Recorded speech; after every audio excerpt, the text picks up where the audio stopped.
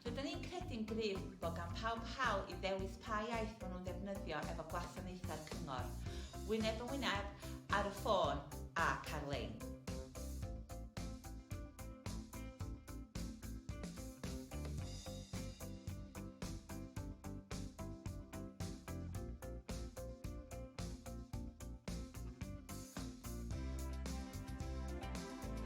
Rydyn ni'n Cyngor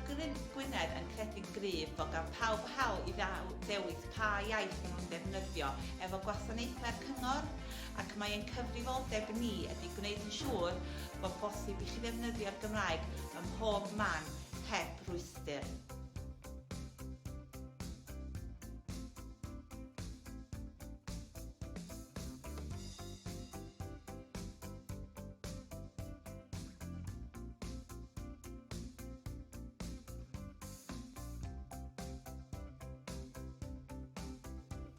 Cofiwch mae'r Gymraeg yn perthyn i ni gyd, ac os ydych chi'n siaradwr rhugl